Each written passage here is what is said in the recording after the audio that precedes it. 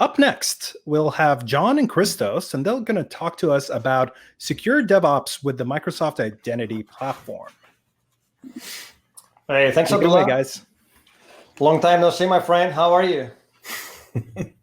Hey, what's up, everyone? Thanks for joining our session. We've been so excited building up to this event. So me and JP are going to talk to you about secure DevOps today. We got some amazing demos ahead of us. We spent a lot of time polishing them, and we can be more excited about it.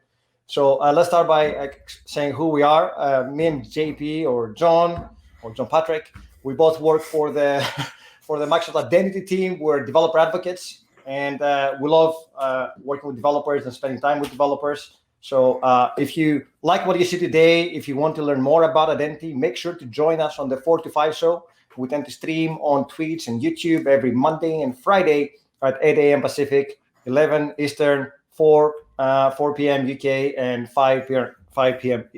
Central European. I love that because I have to think in 4 different time zones.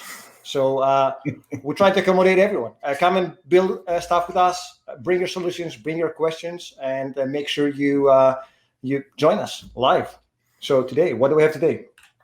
Today we have love for everyone. We love developers, we love ID pros, we love anyone that is building anything with identity. And we love it so much that we want to accommodate all your security needs, all your developer needs, whether you're building for Azure, whether you're using .NET. Obviously, we hope you use Azure and .NET, but it doesn't matter if you're running on other platforms and solutions, then we also support you. So today, you'll get a taster on how you can build secure apps end to end. We will show you how to build it on your local machine securely without any secrets. And I think we're taking a little bit of John Gallant's session earlier on. And then we will show you how to deploy that solution securely on Azure, and then how you can take it to the next level. A lot of demos there to show you step by step how you can achieve that. And we'll only scratch the surface. We have a lot more stuff coming over the next few weeks if you want to join us in the stream. So JP, you take it, my friend. Hey, everybody. Good morning, good afternoon, good evening, whatever it is, wherever you might be. So yeah, like Christos said, we want you to bring us what you've got, right? We want you to use our identity system regardless of what platform you're using. And so we've kind of gone out of our way to make sure that it's available for everybody. We spend a lot of time making sure libraries are available for sort of top languages that people are working in. We take a lot of feedback in on what languages people need and what platforms people need to work with our identity systems. And so sort of what you see right now, we've got integrations with a lot of JetBrains products. We've got for Java and for .NET, and we're even working with them on some PyCharm work right now. We don't care what cloud you're hosted in. We don't care if you're hosted in AWS and Azure and GCP. It doesn't really matter where you're hosting your code. We want you to use our identity system and be secure and have confidence in that security. And we don't really care where you're running. In fact, you're going to see some stuff running today in very weird places. So you're going to see some stuff running in strange places today that you wouldn't expect, especially for some people who talk about Azure all the time. But of course, if you're using Azure, or if you're using the rest of the Microsoft stack, we've got a pretty tight integration all the way across the stack. So if you want to add authentication to your app, if you want to secure your APIs, if you want to work and interact with Azure, or when you're building your .NET app and you want to do that in a secure manner, we can absolutely offer plenty of things to keep you as a developer happy, and plenty of things to keep your IT administrators and operators happy, to have confidence that you are building an app that isn't going to be immediately breached or immediately on the front page of the news because your password database ended up on Troy Hunt's website. So we sort of feel like identity is one of those things that most developers, it's a checkbox, right? It's a checkbox in a list of, well, I've got to log these users in. How am I going to do it? They don't want to be identity pros, and frankly, don't have the time. If I've got a 200 item punch down list to get my app out the door, I don't have time to go be an OAuth and OpenID protocol pro, right? So our libraries reflect that. They reflect the reality that we think everybody, at least the majority of our developers that we work with, are in, which is, I just need it to work, and I just need it to work really well, and I need to understand just enough about identity and security to feel confident that I'm building the right thing. So that's where we spend most of our time, is trying to sort of bring developers down the path of, I need I need to sign a user in. I need to deploy my app. What am I going to do? And that sort of brings us to today. So we're going to talk about the whole life cycle of both building things and deploying them. And then we're going to come all the way back around in a big circle back to building them again. It's a development life cycle, right? So we need to show you how to do it around the circle. And every time you do it, it should be more secure. Sort of a merry-go-round of development life cycle we're going to go in here. So that's okay. So go ahead, Christos. Let's get going. What are you going to show us? What are you going to start with? Well, I think that's enough slides for today, right? That's absolutely enough slides. That's 3 slides too many. If only we didn't have any slides.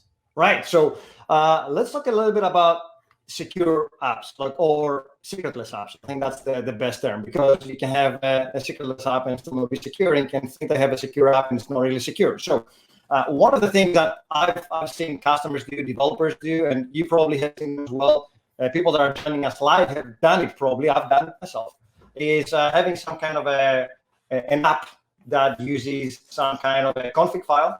In this instance, we have a simple .NET Razor page, .NET 5 web app.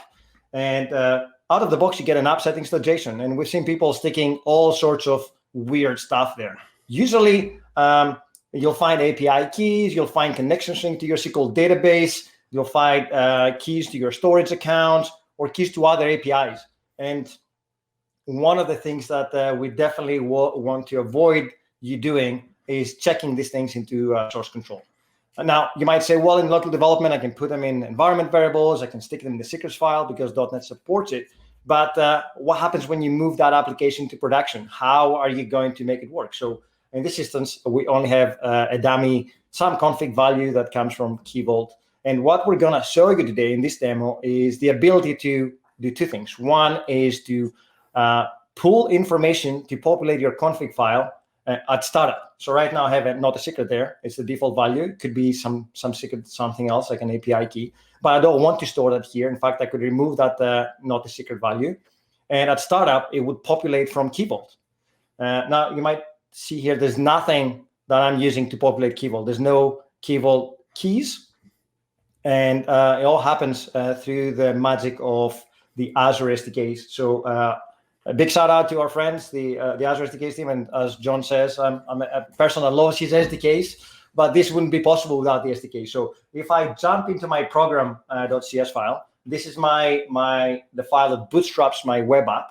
You notice that inside my host builder here, the create host builder method, we have a new, so like a few lines of code that in effect, it goes and bootstraps the Azure Key Vault and adds it to our configuration. And you'll notice that for us to authenticate, we need to pass the Key Vault value, which is the endpoint for the Key Vault, but there are no secrets here. I'm using the Azure CLI credentials. And when I move that to the cloud, when I move this app to the cloud, we'll see how that happens. It's going to use the managed identity. At this point, you might say, what is a managed identity? If you've never used managed identities before, it's on Azure, we give you the ability, and I'll put a breakpoint here, but on Azure, we give the ability to run specific services with an identity. So if you have a web app, if you have an Azure function, then they have an identity, a system-assigned identity backed by Azure AD. And then that identity allows you to, once you provision the appropriate permissions, to go and speak to services like your storage account, your Key Vault, your SQL Server. So that managed identity is managed by Azure. I don't have access to that. And since on my local machine, for now, I don't have a managed identity, I'm going to use my local credentials from the Azure CLI, which I've already logged in, to authenticate my account against Azure Key Vault, and then pull that information down and populate my config file. That means that when I run my app locally, it will authenticate against Key Vault, go and pull the information across and populate stuff. And we'll see that running in 1 second. Now, that's the first bit, adding the configuration settings that are very, very sensitive. I don't want to check them into code via this extension, the Azure Key Vault extension or adapter for .NET Core. Sorry, .NET 5. It's no more .NET Core. Right, okay. So that's the first bit. The second bit is the ability to pull information real time. So on this page, I have a Key Vault secrets Razor page. And in here, I'm actually instantiating a Key Vault client, right? So that's a Key Vault client I'm pulling down from the Azure SDKs. And I'm instantiating that in the exact same way as you can see here, I'm passing the chain credential, and I am pulling a specific secret from my key vault. So that secret has already been configured, and I will just display that in the code. So let's go and run this one. So if I say .NET run, it should build our project and bring up Kestrel, and I'll be able to navigate to that page anytime now. There you go. So if I don't have to do that, I can actually jump to the browser. And if we do localhost 5000, there you go. Let me make this much bigger. So here on the home page, I'm actually pulling the configuration setting. So that secret here is coming from Key Vault and is part of the config. But if I jump to my Key Vault secrets, you will see the exact same thing. Make it bigger. So the Key Vault secret is very important. Don't screw it up. As you can see, it's so important that we screwed it up. And then down here, rocking with JP.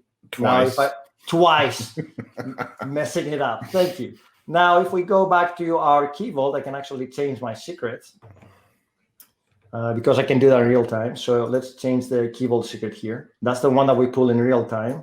Let's put a new version. What should it be? Hello from .NET Conf. It's a lot of letters to try to type without seeing them. Let's see how close can I get without messing it up. So let's create the new version. So we're starting the new version. And if we refresh now, that's the wrong one. That's the live one. Right. There you go. Oh, so Close. So close. So there you have it with a very few lines of code, right? Let's go back to the code very quickly. With very few lines of code, we can secure our app and remove any need for secrets. And that's lovely because now I can take the same application, the exact same code, and push it onto an Azure web app, and I will get the exact same thing. So that will be my next demo. Let's jump to the next demo. So for that to work, let me just stop this one here, and let's do git status. I think I've changed one file, so let's do git commit. Add and a git commit here to send it all the way to Azure via our GitHub actions. So git commit .NET Conf. And let's push this. Right. Pushing, done. Right. Now, let's switch to my GitHub action. So inside my GitHub repo, this is our code here. So we have the code that we just pushed here. We should see the last commit here. Fantastic. And inside here, I have a workflow that I set up. This workflow is also designed to work without having any secrets. And in fact, we're doing a few more things than just deploying the web app. I have the standard template that pulls from main. Then I'm setting up my web app name in Azure. I'm also using .NET version 5, so you can start using it today. GitHub Actions and Azure Web App support .NET 5 version. So there you have it. I'm going to check out my code, and then the next thing I'm doing is actually logging in to Azure using a service principal account. Now, this is very important. I have already created and provisioned a special account, a service principal account for Azure. That is a special account. Well, think of it as a service account for the cloud that allows me to first deploy solutions and ARM templates to infrastructure to Azure, and secondly, pull secrets from Azure. You might ask, why do you need to pull secrets? Well, I'll show you in a second. So the first thing we do is deploy the infrastructure. Our infrastructure consists of a web app, a web server farm, a web app, and then a SQL server. Imagine our app was calling SQL server. Now, for that to work, I need to provision a username and a password, and we'll see how we pull that information. So our ARM template deploys the infrastructure, and then we build and deploy the .NET solution, the .NET web app. Let's jump very quickly. We do not show it here. We use Azure credentials. Unfortunately, this was the lowest common denominator I could actually find. This was the minimum amount of credentials I had to pass. So when you create a service principal account, you can create one for provisioning apps. So you can do for RBAC and then SDK auth, and it pumps out some JSON. That JSON contains a secret, contains my client ID and some other information. that the Azure login is using to log in. And it's not the best, I know, but you have to store it somewhere. So that information is stored inside our settings. It is encrypted, but I still feel bad because I have to generate and use that. So I wonder if there's a better way to fix that. So these are our Azure credentials. I'm putting so many hints there for you guys. Right. Let's quickly look at the code because that's a nice bit here. So inside our deployment, we have an ARM template. We have an ARM template that uses a couple of parameters. So we talked about SQL Server. Check this out. Does this remind you of anything? I've seen people doing it over and over and over again. They will say, well, it's checked into source control. The secret is there. I might be passing it from somewhere else as a parameter, but you always have to know that secret somehow, right? Which is not good. Is there a better way? Yes, there is. Thanks for asking. So the better way to pass that is to actually replace these hard-coded values with a key vault. So as you can see here, let me make this bigger so everybody can see that, but I don't know if I can zoom. There you go. So here, you notice that the administrator login and my password are actually pulled from Key Vault at the time of the deployment. So I'm referencing my Key Vault, and then down here, I'm referencing a specific secret inside my Key Vault, and that will go and populate my value inside my ARM template. So me as a developer, I don't really have to know where that's coming from. JP as an admin does not have to worry about where that's coming from. And maybe there are 1 or 2 people in the company that have access to those secrets. And then that means that I don't have the liability there. JP doesn't have any liability. And there's proper auditing and accountability when it comes to who's using those secrets and from where. So if an IT admin goes and checks into the secrets and they see that they're coming from some random location, they need to delete that secret and invalidate it and fix the security. So hopefully by now, my deployment has completed. So let's jump into our actions and see where we're at. Well, it's still running. I can see here.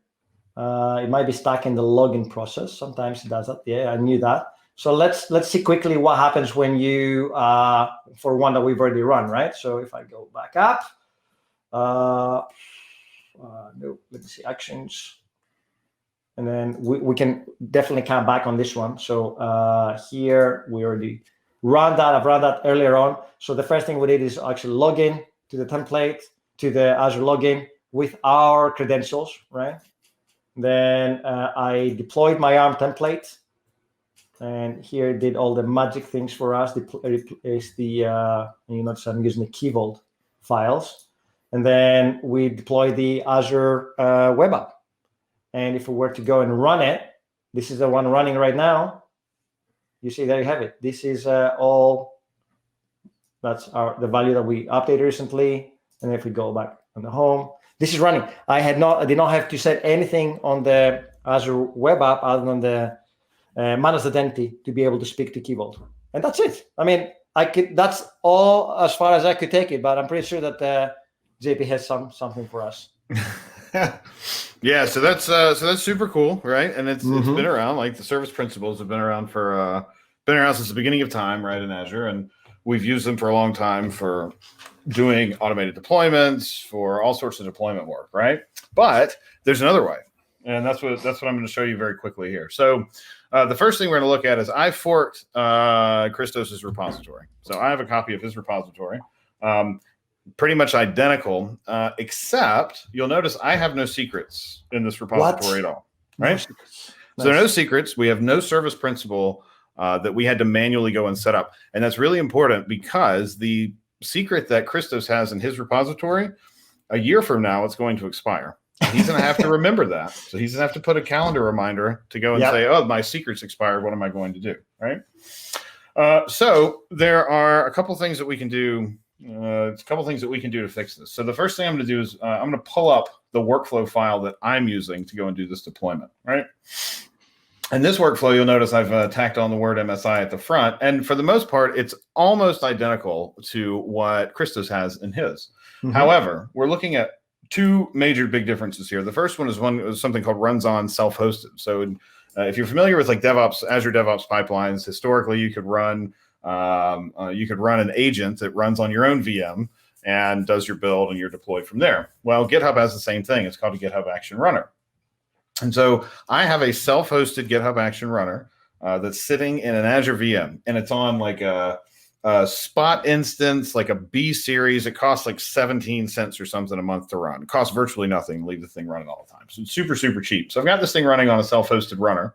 And then the only other difference you'll notice is there's a different login block here. So this is a fork that I've been working on that I'm hoping the PR for will be will be accepted soon. But what it essentially does is enable managed identity, so that instead of me having to create a service principal, manage that service principal, and then remember to go and rotate it later on, instead I can pass this in, and with no secrets, get the same kind of deployment. The same kind of deployment experience that Christos showed. So Nice. This has been running most of the day. So let's go take a look at the action history and let's go see what it did. So we've got one here. This one was from an hour ago. You can ignore all the other ones because it's not like I've run this 48 times today to make sure that it works. So here's one that we ran about an hour ago. And if we go look at the build, the steps are very, very similar to what you saw in Christos's. So we're going to go do a checkout and whatever. But now we're going to get to our login via Azure CLI step. And you'll notice that it's running ours, or running mine, I guess. I should be a little bit more specific. And there's a bunch of goop in here and a bunch of stuff that doesn't really matter. The key is that we're using login -- identity. So one of the things you can do in Azure CLI is if you're in, say, a VM that's got managed identity turned on, when you do an AZ login, you can do an AZ login -- identity, and it will use the managed identity that's available on the machine, right? So again, there are no secrets in here, and so it's going to run identity through Azure CLI. I also have PowerShell enabled for this, and so now it's also going to use the system managed identity for that same thing.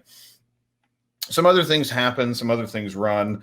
We get a little bit of output just from some of the verbosity of the script, and then at the bottom you see here, login successful. So now we've logged in. We have no secret anywhere. I don't even know what the secret is because the managed identity is rotated for me and handled for me. I don't even know what the secret is.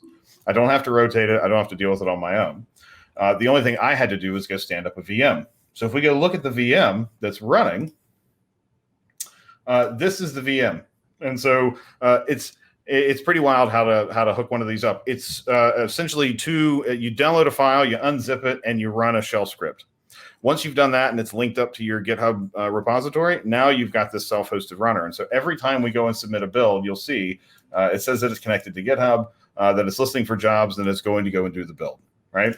If we look at what's actually happening in here, there's really this main binary, this actions runner Linux x64. That's it. We run a config script to go and configure it, and then we go and run the script, which is running in the background right now. We go and run the script, and then it's available to start processing jobs. One of the neat things here, too, is you have the ability to make some changes and flip things around to use very specific versions of dependencies that you might have. So if your code has really super specific dependencies or it's old legacy code, you can install those here on your VM, and then that VM is the thing that goes and handles the actual build and then does the deployment from there as well. So this is cool, and it's a really neat way to start doing your deployments from your own machines that you control, that you own, that are running wherever. Of course, we're using them in Azure, so we get MSI. Yep. There's one other thing. Now we're going to come back and close the bottom half of the circle, which is now let's figure out how can I do this in dev, right? Because I've been a developer for, 16 years. And so I've taken the art of laziness to whole new heights. And I really, my intention is to write code and get up, right? Yep. So let's go look at Christos's code. So this is Christos's code from earlier, and you'll notice there's this new credential that's listed here too. Mm-hmm. Now, I spent a lot of time this morning writing a new managed identity credential for the Azure SDK, only to find that somebody beat me by 4 days. So I have a suspicion that this is going to be available sometime in the future. But what we're going to do is we're going to actually access Key Vault using a managed identity that's running locally on my machine. So this is a true managed identity, right? Not the account that I'm running like I was doing before. A true managed identity. Show us. That's right. So this is going to run. This runs as me, right? So Azure CLI credential. This runs as me. Managed identity credential. Well, this runs as an MSI in Azure, right? This runs as a local MSI. So you might be asking, how on earth do we get local MSI? But we'll get there in a sec. So let's go do a .NET run on this. And we're going to open up this app. And the only piece of code that I've added to this is this line, new hybrid managed identity credential. And then we've got some code that actually handles the credential thing. And if we look at the log, you'll even notice we're getting a token from this weird address, this localhost 40342 address, metadata identity, et cetera, but the resource is vault.azure.net. So if we open this app, we'll go to localhost 5001, you'll see now we have, this was our config file that we pulled in, our misspelled config file that we've had all day and nobody's gone and actually changed it and updated it. We still have our misspelled config file. Now, I'm signed into Azure CLI, so you may be saying, oh, well, you're still using CLI, which I get it, right? So let's close this. I'm just going to delete these other ones so there's no question of impropriety, right? Because that's the last thing that we need. So now I'm just running with this hybrid identity credential, right? Get rid of that extra semicolon, so I don't think we need that. In fact, let's just delete the whole chain thing. I don't even need a chained one. So we're going to delete the whole chained one. We're going to put this in here. And now, oops, I'm missing a parenthesis somewhere. So now let's do a .NET run on this. So now we're going to run this. It's going to build, take it a second. Then we're going to go back up and run it again. You'll notice, again, it's getting a token because this is our first one, right? Yeah. And when we open this up again, and there's nothing that I'm signed in with. Now it says somebody's gone and changed the secret behind my back. So now we're accessing these secrets that are in Key Vault on a machine that has no identity really of the user, but the identity of me, or doesn't use the identity of me. Instead, it uses the identity of the machine. And so you may be asking, how on earth do we get MSI available on our local machine? And so that's actually something called Azure Arc. And I'm sure lots of people have talked about Azure Arc. Me personally, I thought, oh, Azure Arc, yeah, that's a data center management thing, right? That's System Center V2 and all that sort of fun stuff. But one of the really neat things that you get with Azure Arc is the ability to create a local managed identity. So here's my machine. That's the name of my machine, JPDA X8930. And I've onboarded it into Arc. Onboarding it into Azure Arc is both a free operation and a very quick and simple one. There's a PowerShell script that you run. So if you're a developer, adding your machine to Arc is something that's really, really quick and easy to do. If you're an administrator and an admin, you can bulk onboard machines. So there's it's a really straightforward way to get these on. But actually running this takes maybe 2 minutes to run the script. And then you get all these extra things that you can do with your machine too, like you can capture logs for Security Center, and you can push policies and do update management, all sorts of cool stuff you can do. I don't really care about any of that. The only thing I care about is having a local MSI. Yes. So now I've got a local MSI. That MSI I have to explicitly give permissions to. If I go back to Christos's Key Vault, where we're operating as ourselves, if we look at the access policies, you'll notice I personally have no access policy for my account, my corporate account, me, who I'm signed in as. I don't have an account listed here, but my machine does. And so since my machine has get and list permissions on the Key Vault, my machine is now able to go and pull those files or pull those secrets out of Key Vault using the managed identity that's baked into it. So we're going to have a blog post out about this a little bit later on, really on all the specifics to do it. There's really one major difference between a local MSI that you would use in Azure VM or in Azure Key Vault, or sorry, in Azure App Service, and the one that you use on premises or on your VM, which is you essentially have to make the call twice in order to get some authorization data that you can go and stuff into the header. So I personally been really, really, really super excited about it. If you like what you see, we're going to be doing a whole lot more with this on our show, which is at aka.ms/45 show, where we do a bunch of, we call it an identity show that's about a whole lot more than just identity, right? Yeah, feel free to join us. Thanks everyone for watching. Hopefully you got a taster about how you can create apps without using any secrets whatsoever, in local dev, in QA, in production, and then all the way back securing with MSI in your local environment or any other environment whatsoever. Doesn't have to be Azure anymore. So thanks for joining us. Any questions, Abdullah? Hey, Christos, long time no see. Yeah, man, I know. Missed you. Thank you very much for the talk. I'm usually a client-side developer, so I don't know a lot about identity services. So thank you. I learned a lot today. Cool. Let's see. So we have some questions here. Let's start with Stefanos. The current .NET 5 authentication templates make use of Identity Server 4 packages, with the LDS4 team moving to their own company. what is the plan moving forward to support new features going forward when their support stops in 2022? No comment. What they choose to do is up to them. I don't have any sort of inside baseball on what the ASP.NET Identity team is going to do with what they've already done. I'm sure that it'll be supported as it goes, as per normal sort of life cycle policy. I don't know what the plan is going to be now that IDS4 is private. One thing to clarify here is that by default now, .NET 5 templates should be supporting Microsoft Identity Web, which is the new library. So when you create a file in your project, what you should get is the new wrapper around MSOL to allow you to authenticate and get tokens from either Azure AD or B2C. So this is the default experience going forward. So if you want to work with Identity Server, that will be totally down to you to choose the right templates and what have you. But as JP said, we don't really have a comment about Identity Server's direction and strategy. All right. I guess that's all the time we have for questions, but there are a bunch of questions on Twitter. I'm going to bug you both to go there and answer those questions. Sounds good. We'll do it. Thank you. Great. Thanks for having us.